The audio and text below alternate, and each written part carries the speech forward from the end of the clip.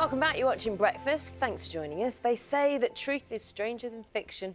Well, that certainly was the case for the author Mark Dawson. He was partway through writing his latest thriller about a Russian spy when his hometown of Salisbury became the centre of an international investigation. That, of course, was following the poisoning of Sergei and Yulia Skripal in March. And Mark is with us now. Very good morning to you. Morning. So, Salisbury is home for you. Yes. Is that right? It is. And you were midway through writing a thriller about Russian espionage. I was. I don't know if you guys remember, in 2006, a man called Alexander Litvinenko was poisoned with polonium in London. And I've been thinking about doing something similar to that for a while. And I'd started outlining, and then I actually started writing the book.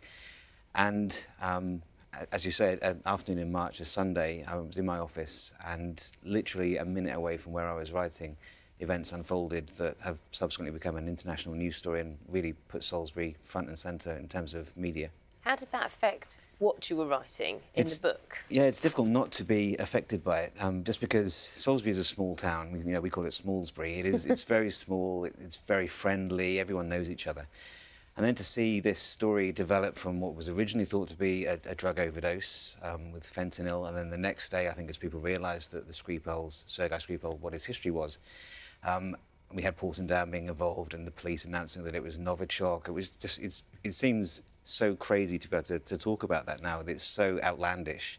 Almost, if I'd written that, it would almost be too weird to be true. But well, and also a woman has now died with, is suspected having access to a container that had the Novichok that was used to poison the Skripals. Yes. So this is a developing story and a very sensitive story as well. Yeah. How do you then place a book that you're writing, you know, not knowing, you wouldn't have known about the death of two civilians, so to speak, British citizens?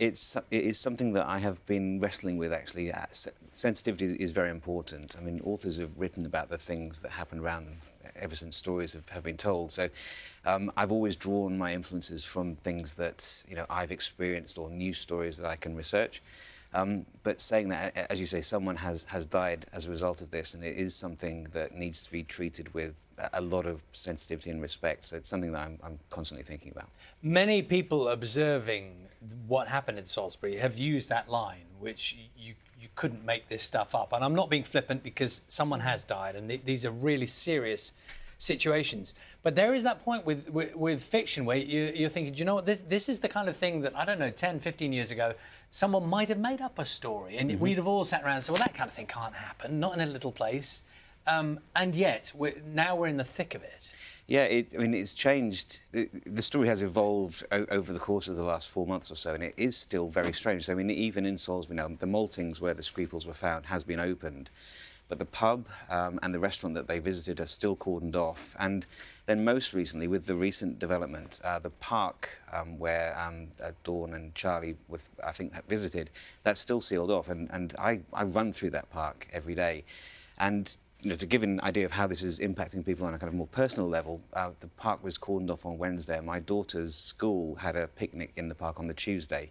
And it is those kinds of things it's just a crazy story. You wouldn't have credited it, as you say, previously. I know you said you've referred to Salisbury as Smallsbury, and that you all know each other, people are very familiar with each other. How safe do people feel there? That's a good point. I would like to make that. I mean, there's a lot of journalists in Salisbury at the moment, and the story they want is that Salisbury is frightened and scared, and that just isn't true. People are getting on with their daily lives. I mean, I know plenty of traders in Salisbury, people who own shops, and they're saying footfall is down by 30, 40%. This is prime tourist season, and tourists are not going to Salisbury, they're going to Winchester. And I think the message is Salisbury is open. The risk is tiny. There really isn't a risk, and I don't think people should be frightened. You say that, and I tell you, I'm not defending a scaremongering at all.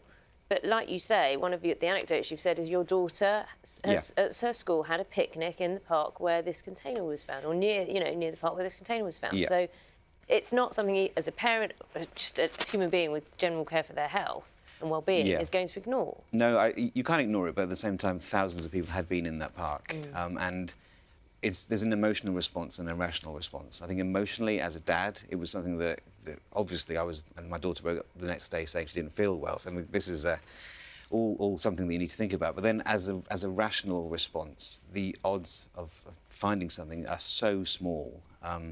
it isn't something that concerns me on a day-to-day basis. And I don't think most Salisbury residents feel that concerned about it either.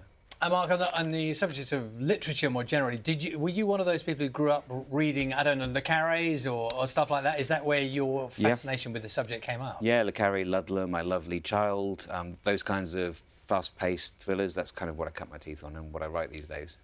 What's the market like now? Because there is always that danger, isn't it, that it's saturated. You say Lee Child, Ludlam, you see them when you go, the bookstores, they're all there. It's almost, and the spines almost look quite similar with the, the font they use into this thriller writing. Yep.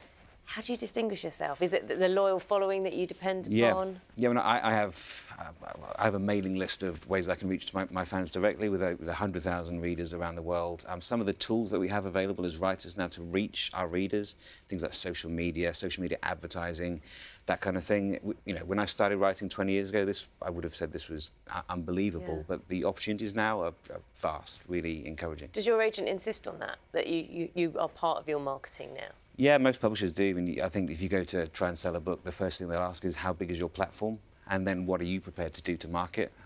So I mean, fortunately I love doing that kind of stuff as well as writing. Good to see you this morning. Thank you very much. Really good to talk to you. Thanks, Mark. Thank you. Mark's book is called Sleepers. That's it from us today. See you tomorrow morning. Have a lovely day. Bye-bye.